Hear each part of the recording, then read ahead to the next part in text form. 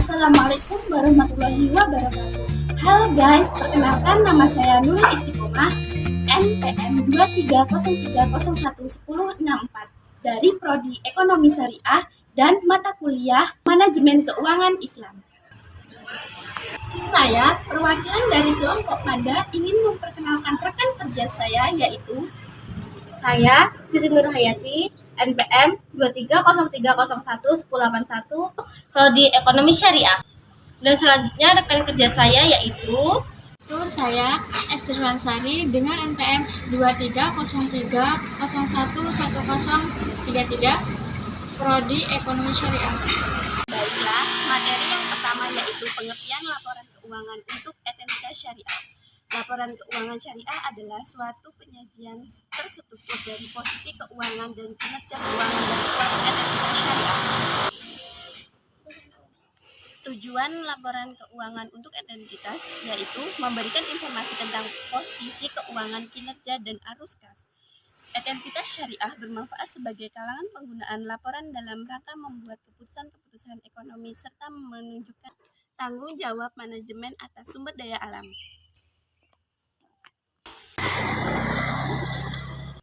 Dalam rangka mencapai tujuan meliputi yang pertama, aset, kedua, kewajiban, ketiga, dana syirkah temporer, keempat, ekuitas, kelima, pendapatan dan beban termasuk keuntungan dan kerugian, yang keenam, arus kas, ketujuh, dana zakat, dan yang kedelapan adalah kebijakan.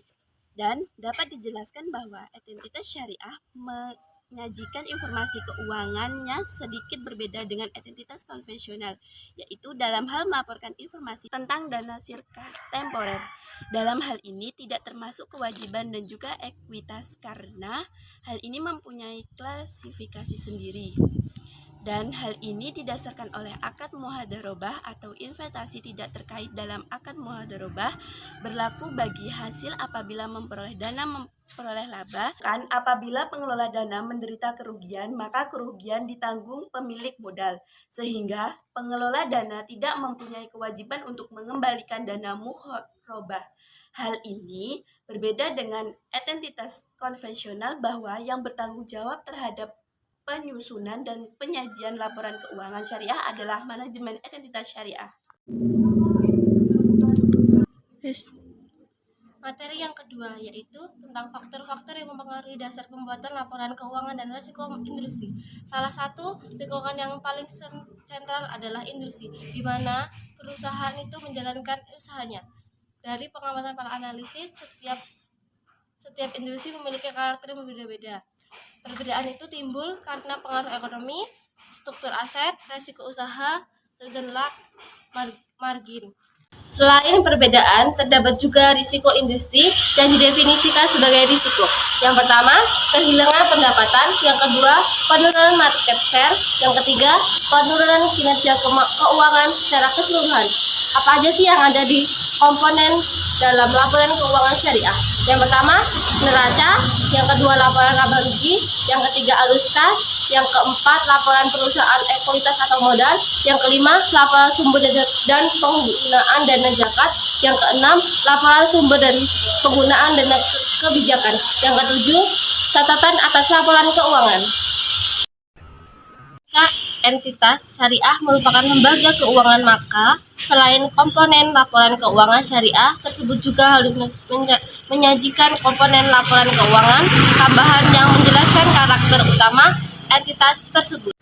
Jadi, laporan keuangan untuk entitas syariah dapat difirmankan dalam Quran Surat Al-Baqarah ayat 282 yang berbunyi, Bismillahirrahmanirrahim, Ya ayyuhalladzina amanu idza tadayantum bidaini ila ajalin musamma fa'aktubu wal yaktubu bainakum katibun bil adil, yang artinya, hai orang-orang yang beriman, apabila kamu bermuamalah tidak secara tunai untuk waktu yang ditentukan, hendaklah kamu menuliskannya, dan hendaklah seorang penulis di antara kamu menuliskannya dengan benar. Dan isi laporan keuangan entitas syariah mencakupi sebagai berikut. Yang pertama ada kas dan setara kas. Yang kedua ada aset keuangan. Yang ketiga ada piutang usaha dan piutang lainnya. Yang keempat ada persediaan. Yang kelima ada investasi yang diperlukan menggunakan ekuitas. Yang keenam ada aset tetap. Yang ketujuh aset tidak terwujud. Yang kedelapan ada hutang usaha dan hutang lainnya. 9 ada hutang pajak. Yang ke-10 ada dana syirkah temporer.